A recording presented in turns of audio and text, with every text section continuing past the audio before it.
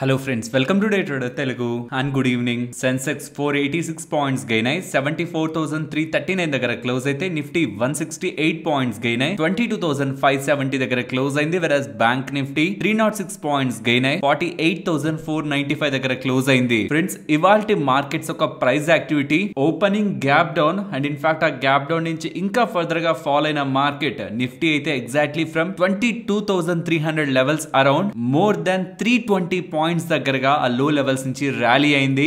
Bank Nifty from లో levels more than 900 points rally అయింది. మనందరికీ తెలుసు కోటక్ మహీంద్రా బ్యాంక్ రిలేటెడ్ గా నెగిటివ్ అప్డేట్ ఉంది అండ్ దీంతో బ్యాంక్ నిఫ్టీ కూడా నెగిటివ్ గా ఓపెన్ అవుతుందన్న ఇండికేషన్ ఉంది. ఓపెనింగ్ కూడా నెగిటివ్ గానే అయింది, అక్కడి నుంచి కొంత కూడా ఫాల్ అయింది. కానీ అక్కడి నుంచి కోటక్ మహీంద్రా బ్యాంక్ ఒక నెగిటివిటీని కూడా పక్కన పెడుతూ ఇంతలా మార్కెట్ మూవ్ అవుతుందని బిలీవ్ మీ మార్కెట్ లో ఉన్న ఎవరు కూడా ఎక్స్పెక్ట్ చేసి ఉండరు. అంతలా ఏముంది, మార్కెట్ నిఫ్టీ పెరిగింది around 168 points and bank Nifty పెరిగింది 300 పాయింట్స్ కదా. అంటే నిఫ్టీ బ్యాంక్ లో కోటక్ మహీంద్రా బ్యాంక్ ఒక్క స్టాక్ ఇవాళ 476 పాయింట్స్ దగ్గరగా నెగిటివ్ గా కాంట్రిబ్యూట్ చేసింది. అంటే మిగిలినవన్నీ న్యూట్రల్ లో ఉన్నాయనుకున్నా కేవలం కోటక్ మహీంద్రా బ్యాంక్ ఇవాళ ఫాలో అయిన దానికి బ్యాంక్ నిఫ్టీ 476 పాయింట్స్ పడుండాలి. నిఫ్టీలో అయితే ఏకంగా 65 పాయింట్స్ నిఫ్టీ పడుండాలి. సో నిఫ్టీలో 65 పాయింట్స్, బ్యాంక్ నిఫ్టీలో 476 పాయింట్స్. ఇంతలా నెగిటివిటీని ఒక్క బ్యాంక్ ఒక్క స్టాక్ కాంట్రిబ్యూట్ చేస్తుంటే దాన్ని మొత్తాన్ని పక్కన పెడుతూ మార్కెట్ ఇంతలా పెరగడం డెఫినెట్లీ సర్ప్రైజ్. మరేంటి, ఎందుకు పెరిగింది మార్కెట్? ఏదైనా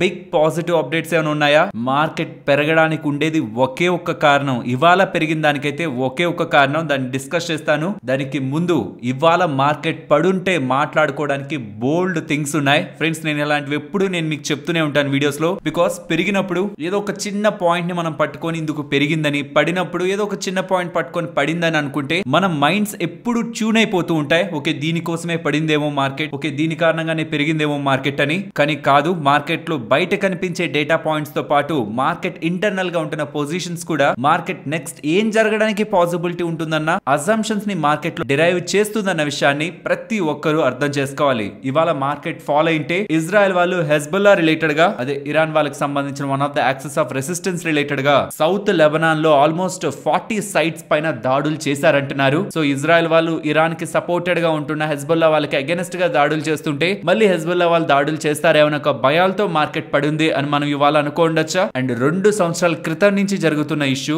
రష్యా యుక్రెయిన్ ఇష్యూ, అందులో యుఎస్ వాళ్ళు యుక్రెయిన్ కి ఫండింగ్ చేస్తూ సపోర్ట్ చేస్తున్నారనే అప్డేట్స్ కూడా వస్తున్నాయి. సో యుక్రెయిన్ కి యుఎస్ఏ వాళ్ళు సపోర్ట్ చేస్తూ ఉంటే దాని ఆటోమేటిక్ గా రష్యా అండ్ అలాగే యుఎస్ఏ మధ్యలో కొంత డిస్టర్బెన్స్ క్రియేట్ అవుతుంది. అది కూడా జియో పొలిటికల్ టెన్షన్స్ కి దారితీస్తుందనే ఒక అన్సర్టనిటీని కూడా మనం అనుకోండొచ్చు. ఇన్ఫాక్ట్ ఈ 2 థింగ్స్ తో మీరు గ్లోబల్ మార్కెట్స్ ని కూడా గమనించండి. US market, Asian markets, even ఇవాళ ఆఫ్టర్నూన్ యూరోపియన్ మార్కెట్స్ లో కూడా ఎక్కడ మీకు అంత స్ట్రెంగ్త్ కనిపించదు. యుఎస్ మార్కెట్స్ న్యూట్రల్ గా ఫ్లాట్ గా క్లోజ్ అయ్యాయి. ఇన్ఫాక్ట్ మెటా వాళ్ళు ఫేస్బుక్ వాళ్ళు నెంబర్స్ పోస్ట్ చేశాక స్టాక్ 15% పడింది. ఐబిఎం స్టాక్ కూడా ఆల్మోస్ట్ 8% దగ్గరగా పడింది. అక్కడ కొంత అన్సర్టనిటీ ఉంది, మిక్స్డ్ గా ఉంది యుఎస్ మార్కెట్ అంతా. ఏషియన్ మార్కెట్స్ కూడా మిక్స్డ్ గా ఉన్నాయి, కొన్ని పాజిటివ్ కొన్ని నెగిటివ్. అండ్ యూరోపియన్ మార్కెట్స్ కూడా సబ్డ్యూడ్ గా వీక్ గానే ఉన్నాయి. కానీ మన మార్కెట్స్ ఇవాళ ఇంతలా పెరగడానికి చెప్పాను కదా వన్ అండ్ ఓన్లీ రీజన్ అని, బిగ్ షార్ట్ కవరింగ్. ఓహో, మార్కెట్ పెరిగిపోయాక ఇప్పుడు షార్ట్ కవరింగ్ అని చెప్తున్నారు అంతేనా? ఇలానే ఒకవేళ ఎవరైనా కొత్తగా వీడియోస్ చూస్తున్న వాళ్ళు చెప్తూ ఉంటే మాత్రం గత 4-5 వీడియోస్ నుంచి మీరు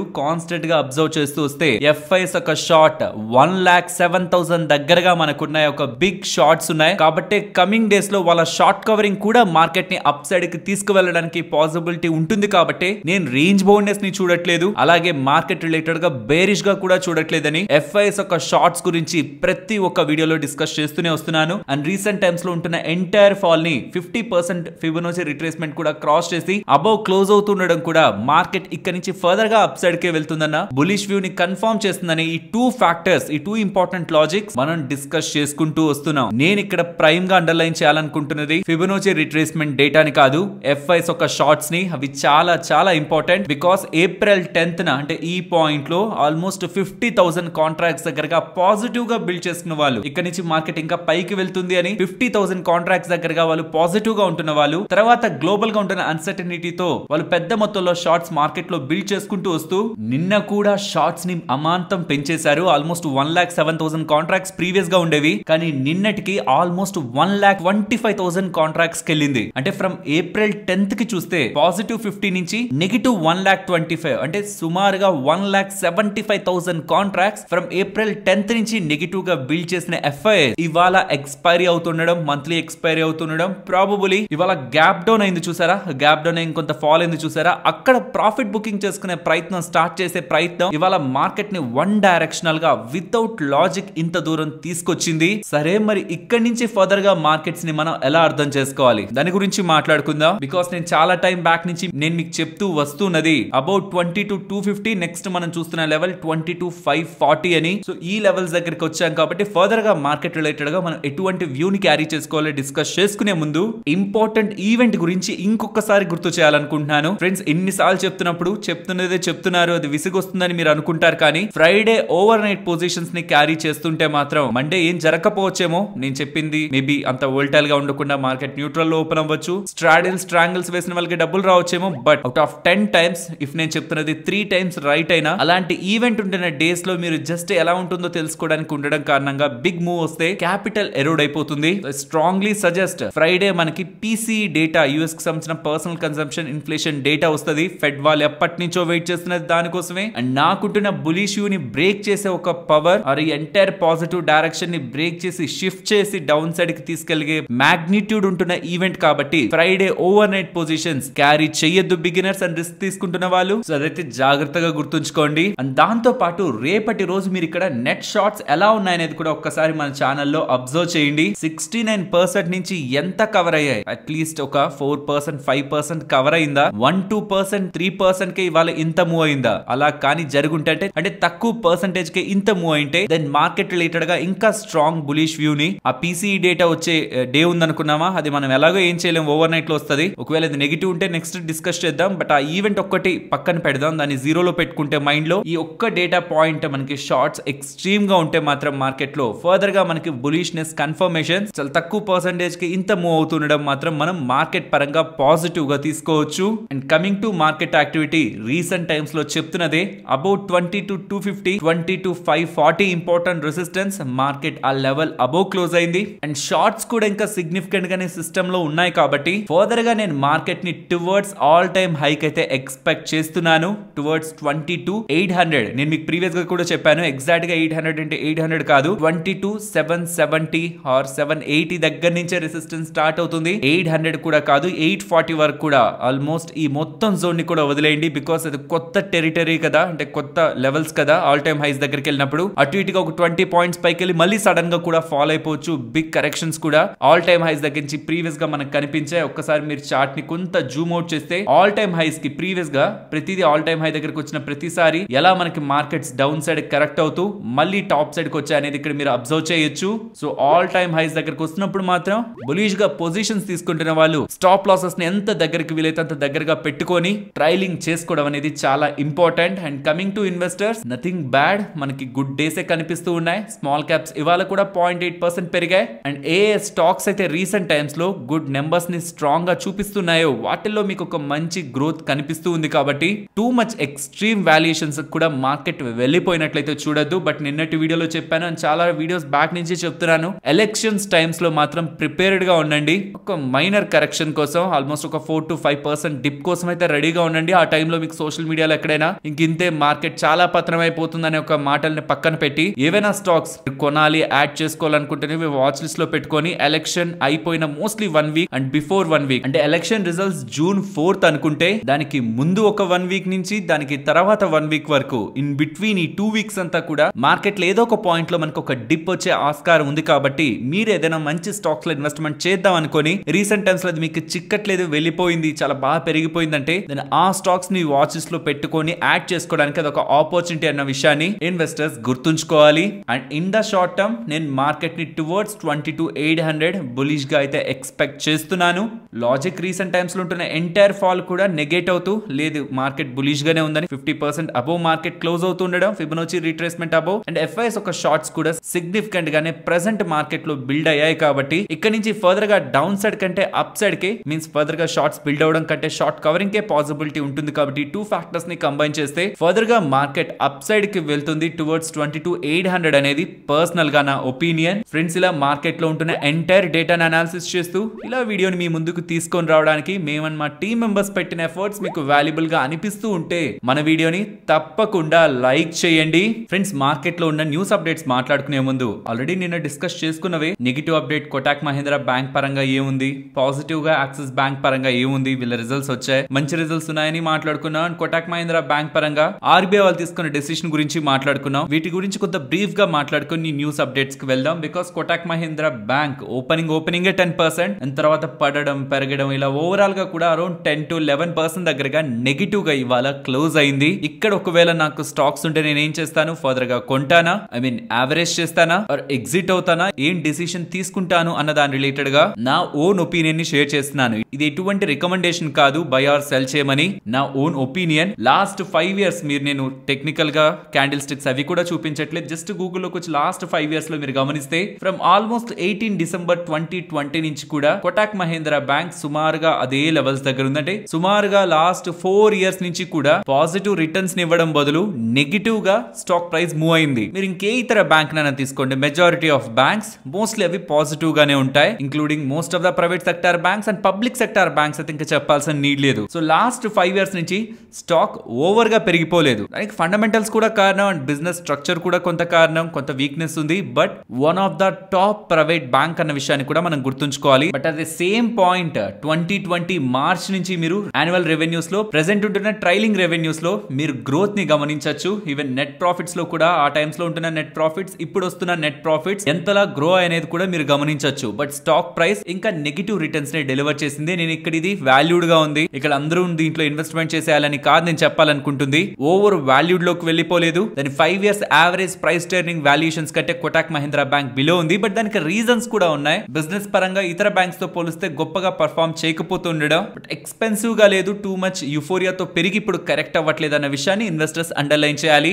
second the A negative update అయితే ప్రెసెంట్ బ్యాంక్ రిలేటెడ్ గా వచ్చిందో అది టెంపరరీయా పర్మనెంట్. వీళ్ళ ఐటీ రిలేటెడ్ గా ఇన్ఫ్రాస్ట్రక్చర్ ని స్ట్రెంథన్ చేసుకోండి, చేసుకున్న తర్వాత మళ్ళీ ఇప్పుడు మేము విధించిన రెస్ట్రిక్షన్స్ ని ఈజ్ చేస్తామనే కదా ఆర్బీఐ వాళ్ళు అంటున్నారు. పర్మనెంట్ గా అయితే మీరు కస్టమర్స్ ని తీసుకోవద్దు, క్రెడిట్ కార్డ్స్ ని ఇష్యూ చేయొద్దని ఏం అనట్లేదు కదా. సో ఇది ఒక టెంపరరీ ఫినామినా, మేబీ పడుతుంది నెలల టైం. ఈ లోపు ఎస్ డెఫినెట్లీ బ్యాంక్ కి ఇంపాక్ట్ ఉంటుంది కాబట్టి స్టాక్ ప్రైస్ ఇవాళ ఫాలో అయింది అండ్ ఫర్దర్ గా కూడా కొంత ఫాలో అవ్వచ్చేమో. బట్ ఉన్న స్టాక్స్ ని ఎగ్జిట్ అయిపోయి భయపడిపోవాల్సినంత సినారియో ప్రెసెంట్ బ్యాంక్ లో లేదనేది పర్సనల్ గా నా ఒపీనియన్. ఫర్దర్ గా యావరేజ్ చేయాలంటే దీంట్లోనే డబ్బులు పెట్టాలని రూల్ లేదు. మంచి నెంబర్స్ వస్తూ గ్రోత్ ఉంటున్న స్టాక్స్ లైక్ ఇప్పుడు యాక్సిస్ బ్యాంక్ వాళ్ళు మంచిగానే పోస్ట్ చేశారు, ఎస్బీఐ అండ్ ఇతర బ్యాంక్స్ ఏవైతే మంచి గ్రోత్ ఉంటున్నాయో వాటిల్లో డబ్బులు పెట్టుకోవచ్చు, కానీ ఎగ్జిట్ అయిపోయి భయపడాల్సిన నీడ్ లేదనేది పర్టికులర్ బ్యాంక్ పరంగా నేను అనుకుంటున్నాను. అదేంటి స్టాక్ పడుతుంటే ఈ స్టాక్ లోనే కదా ఇన్వెస్ట్మెంట్ చేయాలి, గ్రోత్ ఉంటున్న స్టాక్స్ లో ఎందుకు ఇన్వెస్ట్మెంట్ అంటున్నారు, ఇదే అంత అట్రాక్టివ్ అయితే ఇందులోనే పెట్టాలి కదా అంటే ఫ్రెండ్స్, ఆర్బీఐ వాళ్ళ డిసిషన్ తీసుకున్న ప్రతిసారి అంత త్వరగా ఎప్పుడు ఆర్బీఐ వాళ్ళు దాన్ని కంప్లీట్ చేయలేదు.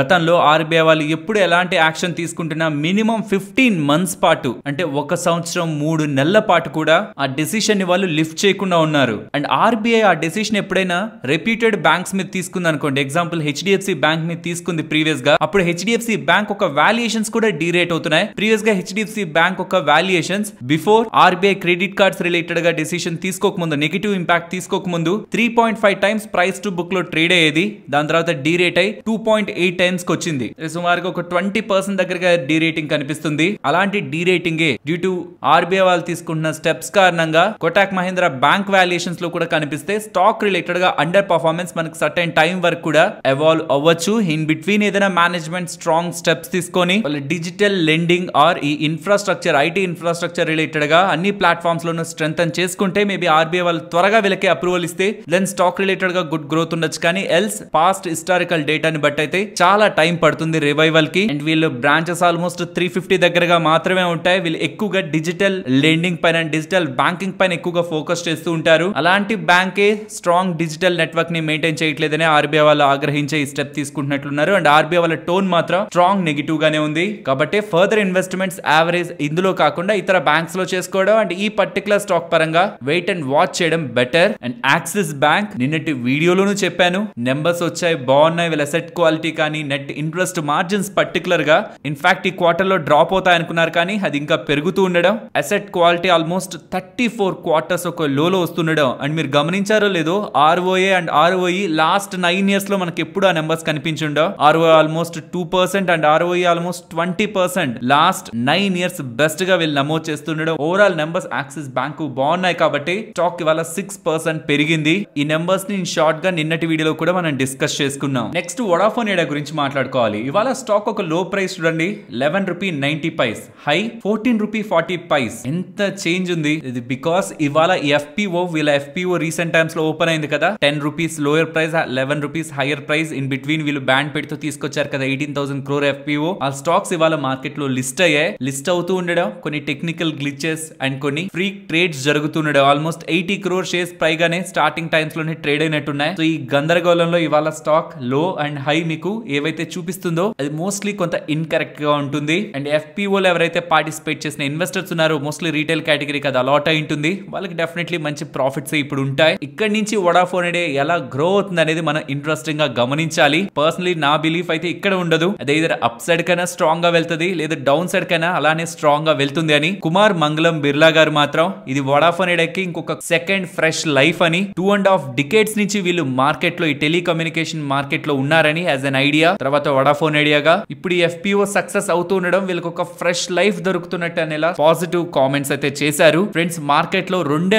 అజంప్షన్స్ వోడాఫోన్ ఐడియా రిలేటెడ్ గా ఇంతలా ప్లే చేస్తూ ఉన్నాయి. అందులో ఒకటి టారిఫ్ హైక్లు ఉంటాయి. ఈ ఎలక్షన్స్ తర్వాత వీళ్ళు వాళ్ళ ప్లాన్ ప్రైజెస్ ని పెంచితే అది వీళ్ళకి మంచి క్యాష్ ఫ్లోస్ ని తీసుకొస్తుందని మార్కెట్ అనుకుంటుంది. And second the AGR dues ఉన్నాయి కదా గవర్నమెంట్ రిలేటెడ్ గా, దాన్ని కూడా గవర్నమెంట్ ఆఫ్ ఇండియా వాళ్ళు కట్ చేస్తారు. సో దట్ వోడాఫోన్ ఐడియాకి అడ్వాంటేజ్ ఉంటుందనేలా మనకి సినారియోస్ సోషల్ మీడియాలో కనిపిస్తూ ఉన్నాయి. బట్ ఆ రెండు కేసెస్ లో కూడా వోడాఫోన్ ఐడియా కంటే ఎక్కువగా లాభం చెందబోయేది ఎయిర్టెల్. టారిఫ్ హైకులు పెంచినా వీళ్ళ దగ్గర ఎక్కువ సబ్స్క్రైబర్స్ ఉన్నారు వాళ్ళకంటే, అండ్ వీళ్ళ దగ్గర active 4G and 5G user base strong గా ఉంది. సో గుడ్ గ్రోత్ అనేది ఎయిర్టెల్ లోనే మనకు కనిపిస్తుంది compared with Vodafone Idea with respect to tariff hike. And AGLR related గా డ్యూస్ ని కట్ చేస్తే వోడాఫోన్ ఐడియాకి ఎలా చేస్తారో ఎయిర్టెల్ కూడా అలానే చేయాలి. కాబట్టి వీళ్ళిద్దరికి అలానే ఉన్నాయి కాబట్టి అది ఎయిర్టెల్ కూడా లాభం చెందుతుంది. కేవలం వోడాఫోన్ ఐడియాకే లాభం చెందుతుంది అనేలా మీకు సోషల్ మీడియాలో కనిపిస్తున్న అప్డేట్స్ అన్ని కూడా ఓన్లీ వోడాఫోన్ ఐడియా కాదు, ఇంకొక లిస్టెడ్ ప్లేయర్ ఉంది ఎయిర్టెల్. లేదంటే వీళ్ళందరికీ సర్వీసెస్ ని ప్రొవైడ్ చేస్తున్న ఇండస్ టవర్స్ వాళ్ళకు కూడా వీళ్ళు బాగుపడడం, వీళ్ళు గ్రో అవడం బెనిఫిట్ అన్న విషయాన్ని టెలికామ్ స్టాక్స్ లో ప్లే చేద్దాం అనుకుంటున్న వాళ్ళు అర్థం చేసుకోవాలి.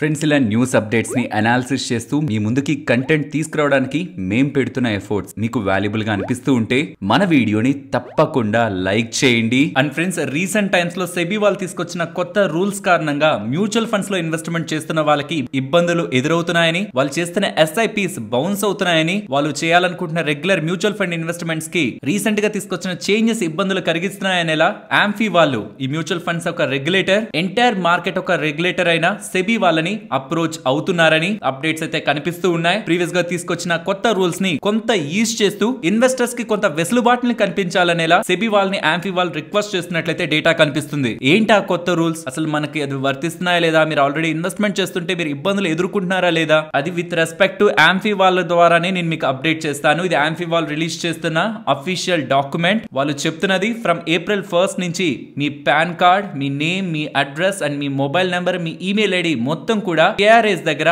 అప్డేట్ చేయాలంటున్నారు. ఎవరి KRAs, ఆ లింక్స్ మీకు డిస్క్రిప్షన్ అండ్ కామెంట్ సెక్షన్ లో ఇస్తున్నాను. వాళ్ళు మీ మ్యూచువల్ ఫండ్స్ రిలేటెడ్ గా డేటాని మెయింటైన్ చేసి దీని రిలేటెడ్ గా ప్రాసెస్ ని ఈజ్ చేసే వాళ్ళు కాబట్టి, డిజిటల్ ప్రాసెస్ ని ఈజ్ చేసే వాళ్ళు కాబట్టి వాళ్ళ దగ్గర మీకు సంబంధించిన టోటల్ డేటా వ్యాలిడేట్ అయి ఉండాలని చెప్తున్నారు. మరి నేను ఎలా చెక్ చేసుకోవడం, డిస్క్రిప్షన్ అండ్ కామెంట్ సెక్షన్ లో లింక్స్ ఇస్తున్నాను, వాటిని క్లిక్ చేయండి. అవి క్లిక్ చేసి మీ డీటెయిల్స్ ఎంటర్ చేశాక మీకు 3 కనిపించాలి. ఒకటి కేవైసీ వ్యాలిడేటెడ్ అనా, కేవైసీ రిజిస్టర్డ్ అనా, అండ్ కేవైసీ ఆన్ హోల్డ్ అనా. ఇఫ్ ఇన్ కేస్ మీకు కేవైసీ వ్యాలిడేటెడ్ అని కనిపించిందంటే మీకు ఏ ఇష్యూ లేదు. ఇఫ్ కేవైసీ రిజిస్టర్డ్ అని కనిపిస్తే ఆల్రెడీ మీరు చేసిన ఇన్వెస్ట్మెంట్స్ చేసుకోవచ్చు. కొత్త ఏఎంసీ ఎగ్జాంపుల్ మీరు HDFC AMC దగ్గర ఇన్వెస్ట్మెంట్స్ చేస్తున్నారు వాళ్ళ మ్యూచువల్ ఫండ్స్ లో, ఏ ఇష్యూ లేదు. బట్ కొత్త మ్యూచువల్ ఫండ్ లో ఇన్వెస్ట్మెంట్ చేద్దాం ప్రతిసారి కూడా మీరు మీ కేవైసీ డాక్యుమెంట్స్ ని సెండ్ చేయాలి. ఇది వరకు okay, but KYC on hold అని వస్తే మాత్రం మీరు ఇన్వెస్ట్మెంట్స్ చేసేటప్పుడు ఇష్యూ ఎదుర్కోవాల్సి వస్తుంది. SIPs పరంగానే ఇష్యూ ఉంటుంది కాబట్టి మీరు వెంటనే మీ కేవైసీ డాక్యుమెంట్స్, ఇందాక చెప్పుకున్న డాక్యుమెంట్స్ అన్నిటిని కూడా వ్యాలిడేట్ చేసుకోవాలి. అప్డేట్ చేసి వాటిని వెరిఫై చేయాలి. ఎలా చేయాలి, ఇదిగోండి స్క్రీన్ పైన మీకు లింక్స్ కనిపిస్తుంటాయి. NSE, Karvy, CAMS, NDML, CVL ఇవన్నీ కూడా KRAs. వీటిల్లో మీకు సంబంధించిన KRA క్లిక్ చేసి అక్కడ మీ డీటెయిల్స్ ని ఎంటర్ చేసి వెరిఫై చేస్తే మీ డేటా వెరిఫై అవుతుంది. ఎల్స్ మీ కేవైసీ హోల్డ్ లో ఉంటే మాత్రం మీరు ఇష్యూస్ ని ఎదుర్కోవాల్సి వస్తుంది. కాబట్టి ఒకసారి చెక్ చేసుకోండి మీ పాన్ డేటాని ఎంటర్ చేసి అది వ్యాలిడేట్ అయిందా లేదా అని. నెక్స్ట్ ఐటీసీ గురించి మాట్లాడుకోవాలి. 2 అప్డేట్స్ మాట్లాడుకోవాలి. అందులో ఫస్ట్ ది ఐటీసీకి సంబంధించిన వెల్కమ్ హోటల్స్ వాళ్ళు కొలంబోలో 352 రూమ్స్ ఉంటున్న రత్నదీప హోటల్ ని లాంచ్ చేశారనేలా, ఓపెన్ చేశారనేలా అప్డేట్స్ అయితే చేస్తూ ఉన్నారు. ఆ ఇమేజెస్ మీకు ఇక్కడ స్క్రీన్ పైన కనిపిస్తూ ఉంటాయి. ఒక luxury hotel. And next June 6th వీళ్ళు బోర్డు సమావేశాన్ని ఏర్పాటు చేసి ఐటీసీ అండ్ ఐటీసీ హోటల్స్ ఒక డీమర్జర్ ప్రీవియస్ గా ప్రపోజ్ చేశారు కదా, దాన్ని ఫర్దర్ గా ముందుకు తీసుకువెళ్లే దాని రిలేటెడ్ గా డిస్కషన్స్ చేస్తారనేలా అప్డేట్స్ అయితే సోషల్ మీడియా ప్లాట్ఫామ్స్ లో కనిపిస్తూ ఉన్నాయి. నెక్స్ట్ పూర్వాంకర అండర్ లో ఉంటున్న ప్రావిడెంట్ హౌసింగ్ వాళ్ళు, ఇది కంపెనీ అండర్ లో ఉంటున్న సబ్సిడరీ, వీళ్ళకి 1150 crores investment from HDFC capital దగ్గర నుంచి లభించిందని, ఈ investment 6.2 million square feet new residential project related గా వీళ్ళకి లభించిన ఇన్వెస్ట్మెంట్ అని పూర్వాంకర వాళ్ళు అప్డేట్ చేస్తుండడం ఎక్స్చేంజెస్ కి స్టాక్ ఇవాళ ఇలా స్ట్రాంగ్ గా మూవ్ అయింది.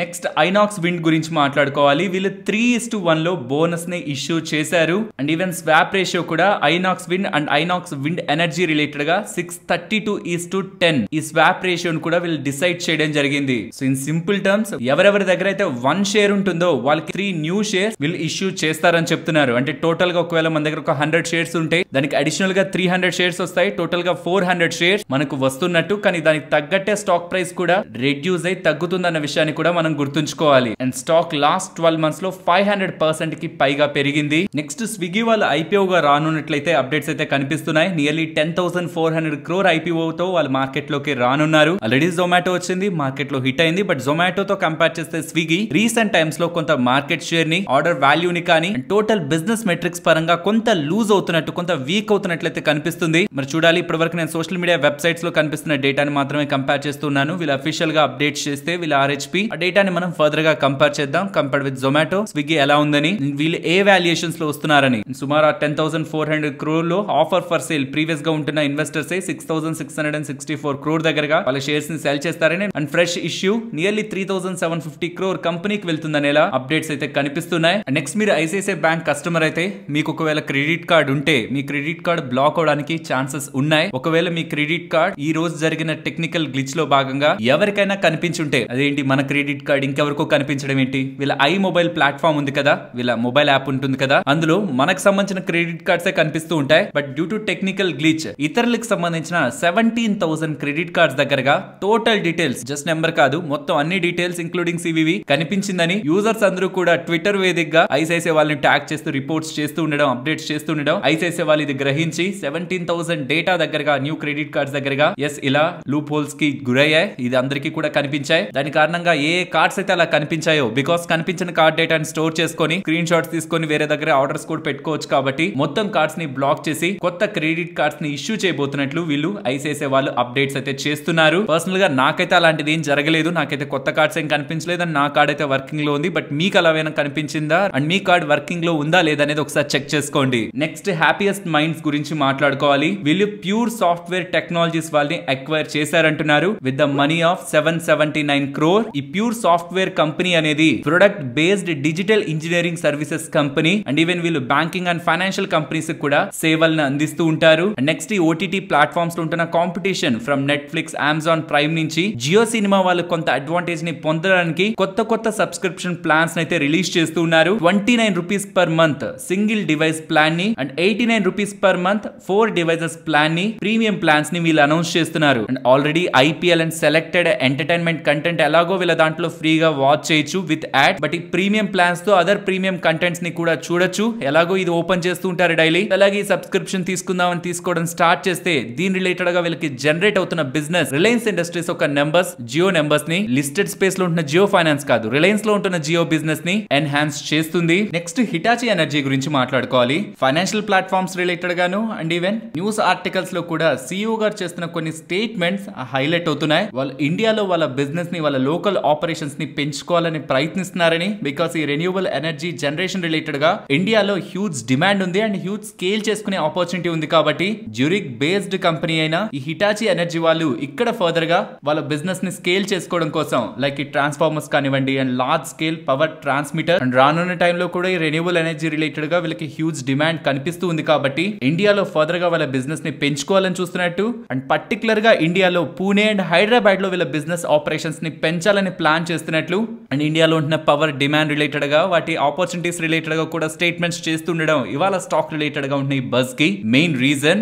నెక్స్ట్ నెంబర్స్ గురించి మాట్లాడుకోవాలి. First Enkei wheels. Friends usual గా మనం వినని కంపెనీస్, చిన్న కంపెనీస్ నేమ్స్ ని కూడా ఇఫ్ ఇంట్రెస్టింగ్ నెంబర్స్ ఉంటే మెన్షన్ చేస్తుంటాను. వాటిని కూడా ఇన్ కేస్ స్టడీ చేయాలనుకుంటున్నా, ట్రాక్ చేయాలనుకుంటున్నా గమనించవచ్చు. ఈ particular company aluminium wheels related గా ఇండియాలో one of the leading manufacturer and is a part of Enkei group. Japan కి సంబంధించిన మల్టీనేషనల్ కంపెనీకి సంబంధించిన ఇది ఒక group group company aluminium wheels manufacturing లో ఉంటారు. రీసెంట్ నెంబర్స్ కొంత వీక్ గానే ఉన్నాయి, కానీ లాస్ట్ క్వార్టర్ తో కంపేర్ చేస్తే ఒక టర్న్ అరౌండ్ అయితే స్ట్రాంగ్ గా కనిపిస్తుంది. In terms of revenues, margins, operating profit and net profit strong growth వీళ్ళ నెంబర్స్ లో డెలివర్ చేశారు. నెక్స్ట్ అవాంటెల్ వాళ్ళ నెంబర్స్, వీళ్ళు wireless satellite communication products related గా, డిఫెన్స్ ఎలక్ట్రానిక్స్ రిలేటెడ్ గా, రాడార్ సిస్టమ్స్ రిలేటెడ్ గాను, network management software applications related గాను business చేస్తూ ఉంటారు. వీళ్ళ నెంబర్స్ వీక్ గా ఉన్నాయి. రెవెన్యూస్ లో డబుల్ డిజిట్ లో డ్రాప్ కనిపిస్తుంది. మార్జిన్స్ కొంత స్టేబుల్ గా కనిపిస్తున్నా due to strong fall in their business. Profitability కూడా క్వార్టర్ ఆన్ క్వార్టర్ కంపారిజన్ లో ఫాల్ అయ్యింది.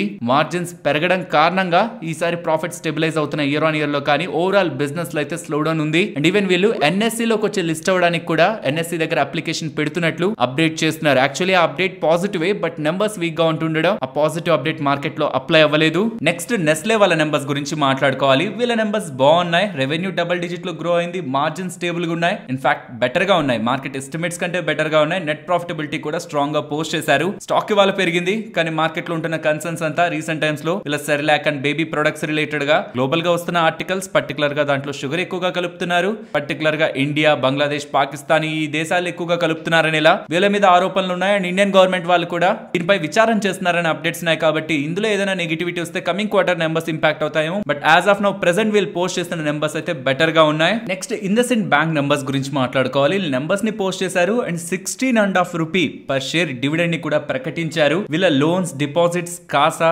Term deposits and total assets and quarter on quarter comparison ఎంత గ్రో అనేది మీకు స్క్రీన్ పైన ఉంటుంది. పాజిటివ్, బట్ నెగిటివ్స్ పరంగా net interest margin on quarter basis కొంత డిప్ అయింది. Almost 2 basis points year on year లోను, 3 basis points quarter on quarter లోను డ్రాప్ అవుతుంది. అండ్ రిటర్న్ ఆన్ అసెట్స్ కూడా క్వార్టర్ ఆన్ క్వార్టర్ కంపారిజన్ లో కొంత డ్రాప్ అయింది. Return on equity and quarter on quarter and year on year comparison లో కొంత decline అయింది. బట్ విత్ రెస్పెక్ట్ టు వీళ్ళ net interest income, operating profit and net profit market estimates కంటే better గా ఉన్నాయి. అగైన్ వీళ్ళు 16.5 రూపీ పర్ షేర్ డివిడెండ్ ని declare చేశారు. నెక్స్ట్ లారస్ ల్యాబ్స్ వీళ్ళు నెంబర్స్ ని పోస్ట్ చేశారు అండ్ నెంబర్స్ తో పాటు 40 పైస్ పర్ షేర్ డివిడెండ్ ని కూడా వీళ్ళు ప్రకటించడం జరిగింది. కమింగ్ టు నెంబర్స్ ఫ్రెండ్స్, ముందే చెప్తున్నాను వీళ్ళు ఈ క్వార్టర్ లో వీక్ గానే నెంబర్స్ ని పోస్ట్ చేస్తారని ప్రీవియస్ గానే వాళ్ళ కామెంట్స్ ని చేశారు. సో ఈసారి ఏదైనా వీక్నెస్ ఉంది అంటే మనకి ఇది సర్ప్రైజ్ గా వస్తున్నది ఏం కాదు. వీళ్ళ నెంబర్స్ ఇక్కడ మీకు స్క్రీన్ పైన కనిపిస్తుంటాయి. Revenues, margins, net profit and quarter comparison and year on year comparison ఎలా ఉందనేది ఇక్కడ మీరు స్క్రీన్ పైన గమనించవచ్చు.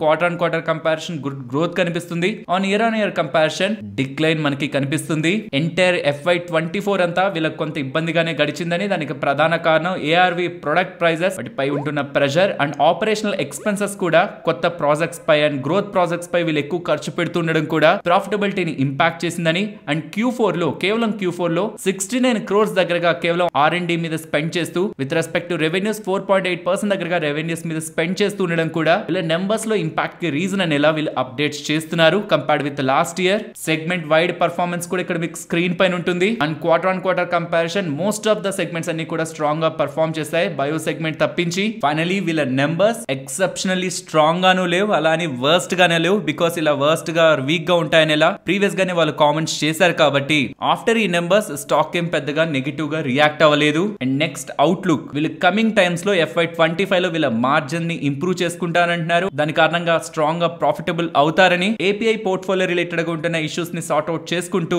గ్రోత్ ప్రాజెక్ట్స్ ని పెంచుకుంటూ, వీళ్ళు రిలేటెడ్ గా ఇన్వెస్ట్మెంట్స్ చేస్తున్న అసెట్స్ కూడా వీళ్ళకి వర్కింగ్ లోకి రానున్నాయి. కాబట్టి ఇవన్నీ కూడా వీళ్ళ ప్రాఫిటబిలిటీని పెంచుతుందని. అండ్ కమింగ్ టైమ్స్ లో వీళ్ళు చేసే మనీ ఎక్స్పెన్సెస్ అన్ని కూడా, క్యాపెక్స్ అంతా కూడా high value and growth market segments related గా చేస్తారని, వాటికి ప్రయారిటైజ్ చేస్తారని ఇలా మేనేజ్మెంట్ కామెంటరీ చేశారు. నెక్స్ట్ టెక్ మహీంద్రా గురించి మాట్లాడుకోవాలి. ఎక్స్ట్రాడినరీ నెంబర్స్ ఏం కాదు, అలానే వర్స్ నెంబర్స్ కూడా కాదు, కొంత బెటర్ గా, కొంత పాజిటివ్ సైడ్ మనం చూడగలిగే నెంబర్స్ మాట్లాడుకునే ముందు వీళ్ళు డివిడెండ్ ని ప్రకటించారు. 28 rupees per share dividend, almost 560% with respect to their face value వీళ్ళు డివిడెండ్ ని ప్రకటిస్తున్నారు. కొంత బిగ్ డివిడెండ్ అనుకోవాలి. అండ్ కమింగ్ టు వీళ్ళ నెంబర్స్, వీళ్ళ రెవెన్యూ మార్కెట్ ఎస్టిమేట్స్ కంటే బెటర్ గా ఉంది. అండ్ ఫ్రెండ్స్, మార్జిన్స్ ని క్వార్టర్ ఆన్ క్వార్టర్ కంపారిజన్ లో కంపేర్ చేయొద్దు. బికాస్ రీసెంట్ టైమ్స్ లో వాళ్ళు ఏం చేస్తూ వచ్చారంటే అన్ప్రాఫిటబుల్ బిజినెస్ ని ఎగ్జిట్ అవుతూ వచ్చారు. కాబట్టి మార్జిన్స్ కొంత లోయర్ సైడ్ ఉంటూ వచ్చేవి. ఈసారి అలా ఏం లేవు. మోస్ట్లీ 7.4 దగ్గరగా మార్జిన్స్ వస్తాయనుకున్నారు. ఆల్మోస్ట్ అక్కడే మార్జిన్స్ ని వీళ్ళు రిపోర్ట్ చేయగలిగారు. But due to certain one offs మనకి ప్రాఫిటబిలిటీ ఇంపాక్ట్ అనేట్టు కనిపిస్తుంది. బట్ దాని పక్కన ఉంచితే overall numbers above market estimates ఏ ఉన్నాయి. ఈవెన్ డీల్ విన్స్ కూడా ఆల్మోస్ట్ $500 million దగ్గరగా రెగ్యులర్ డీల్ విన్స్ వీళ్ళకి కనిపిస్తున్నాయి. And with respect to their segments, వీళ్ళ టెలికమ్యూనికేషన్ సెగ్మెంట్ కొంత వీక్ గా పర్ఫార్మ్ చేసింది. వెరాజ్ వీళ్ళ banking and financial segment strong గా వీళ్ళకి గ్రోత్ ని క్వార్టర్ లో అందించింది. నెక్స్ట్ బజాజ్ ఫైనాన్స్ వాళ్ళు నెంబర్స్ ని డిక్లేర్ చేశారు అండ్ దాంతో పాటు డివిడెండ్ ని కూడా డిక్లేర్ చేశారు. Dividend of 36 rupees per share, almost 1800% వాళ్ళ ఫేస్ వాల్యూ పై, వాళ్ళ 2 రూపీస్ ఫేస్ వాల్యూ పై 1800% వీళ్ళు డివిడెండ్ ని డిక్లేర్ చేస్తున్నారు. Almost July 26th or 27th share holders ఒక డీమ్యాట్ అకౌంట్ లోకి డివిడెండ్ వచ్చి క్రెడిట్ అవుతుందని చెప్తున్నారు. అండ్ కమింగ్ టు వీళ్ళ ఓవరాల్ నెంబర్స్ స్టడీగానే ఉన్నాయి. వీళ్ళ income quarter on quarter and year on year loan better గా ఉంది, మార్జిన్స్ బెటర్ గానే ఉన్నాయి అండ్ ప్రాఫిటబిలిటీ కూడా quarter on quarter and year on year comparison లో బెటర్ గానే ఉంది. అసెట్ క్వాలిటీ కూడా స్టేబుల్ గా ఉంది. అండ్ మోస్ట్ ఇంపార్టెంట్, ఆర్బీఐ వాళ్ళు కొన్ని రిస్ట్రిక్షన్స్ ని విధించారు కదా ఇన్స్టా ఈఎంఐ కార్డ్స్ రిలేటెడ్ గా అండ్ ఈకామ్ బిజినెస్ రిలేటెడ్ గా కూడా, దాని రిలేటెడ్ గా వీళ్ళు నెసెసరీ చేంజెస్ ని చేశారని అండ్ ఆర్బీఐ వాళ్ళని రిక్వెస్ట్ చేస్తున్నారని, మేము చేసిన చేంజెస్ ని ఎవాల్యుయేట్ చేసి మాకు కానీ అంతా బాగుంటే మళ్ళీ మాకు పర్మిషన్స్ ఇవ్వండి అని బజాజ్ ఫైనాన్స్ వాళ్ళు అడుగుతున్నారని ఇలా కూడా అప్డేట్స్ చేస్తున్నారు. So if in case RBI వాళ్ళు పర్మిషన్స్ ని ఇస్తే డెఫినెట్లీ బజాజ్ ఫైనాన్స్ పరంగా పాజిటివ్ గా చూడొచ్చు. ఓవరాల్ నెంబర్స్ బానే ఉన్నాయి అండ్ మంచి డివిడెండ్ ఇచ్చారు అండ్ ఈ స్టేట్మెంట్ కూడా బజాజ్ ఫైనాన్స్ సైడ్ మనకి పాజిటివ్ గానే కనిపిస్తూ ఉంది. నెక్స్ట్ నిఫ్టీ అలాగే bank Nifty support and resistance. Nifty present ఉన్న లెవెల్స్ నుంచి అప్ సైడ్ 22,620 ని గమనించండి, చాలా దగ్గరగా ఉంటుంది. ఇవాళ కూడా రెసిస్టెన్స్ ఫేస్ చేసింది అక్కడ అండ్ అది క్రాస్ చేస్తే 22,670 అండ్ డౌన్ సైడ్ కి వస్తుంటే మాత్రం ఇది ఇంపార్టెంట్ లెవెల్ 22,450, 430, 20 పాయింట్ జోన్. చాలా టైం బ్యాక్ కన్సాలిడేషన్. ఇవాళ కూడా అక్కడ ఇంపార్టెంట్ ప్రైస్ యాక్షన్ ఉంది, అది బ్రేక్ చేస్తే 22,370, ఆ below 22,280. Coming to bank Nifty present ఉన్న లెవెల్స్ నుంచి market down side 48,190 and up side 48,650, అది బ్రేక్ అయితే 48,850 అండ్ రేంజ్ రీసెంట్ టైమ్స్ లో మనం డిస్కస్ చేసుకోకపోవడమే మంచిదైంది. 22,500 రేంజ్ లో మనం చూస్తూ వచ్చేవాళ్ళం, అది వాళ్ళ ఎలాగో బ్రేక్ అయింది. అన్నెసరీగా మనం ట్రాప్ అయింటాం రేంజ్ చూస్తుంటే. సో ఎప్పుడెప్పుడు రేంజ్ ని అవాయిడ్ చేయాలనేది కూడా మనం సెన్సిబుల్ గా థింక్ చేసి డిసిషన్స్ తీసుకుంటున్నప్పుడే రేంజ్ బౌండ్ యాక్టివిటీ ద్వారా మనం ట్రాప్ అవ్వం. సో నేను పర్సనల్ గా ఇప్పుడు ప్రెసెంట్ మార్కెట్ ని డైరెక్షనల్ గా చూస్తున్నాను కాబట్టి in any time in the near term ఒకవేళ మార్కెట్ రేంజ్ బౌండ్ లో ఉంటుంది అనుకుంటే నేను రేంజ్ చెప్తాను, లేదంటే అప్పటి వరకు రేంజ్ ని మార్కెట్ లో డిస్కస్ చేసుకోపోవడం బెటర్. ఇఫ్ మీరు చేయాలనుకుంటుంటే మాత్రం ఆల్ టైమ్ హైస్ నుంచి ఒక 200 పాయింట్స్ అబోవ్ చూడండి, I mean near to 23,000 and down side 22,200, 800 point zone, అది కూడా రిస్కీయే. 23 బ్రేక్ అవుతుందని అనుకుంటున్నాను. నేనైతే పర్సనల్ గా థింక్ చేయను, బట్ చేయాలనుకుంటున్న వాళ్ళు దగ్గరగా ఆల్ టైమ్ హైస్ దగ్గర కూడా పెట్టద్దు. ఒకవేళ ఈ షార్ట్ కవరింగ్ మూవ్ తో మార్కెట్ ఏ మాత్రం స్ట్రాంగ్ గా బ్రేక్అవుట్ అయినా 23 మార్క్ కూడా హిట్ అవుతుంది. కొంత దూరం ఉండండి రెసిస్టెన్స్ వరకు అండ్ వీలైనంత వరకు రేంజ్ బౌండ్ యాక్టివిటీని అవాయిడ్ చేయండి. మరొక ఇంట్రెస్టింగ్ వీడియోతో మళ్ళీ మీ ముందుకు వస్తాను. అంతవరకు టేక్ కేర్, జై హింద్.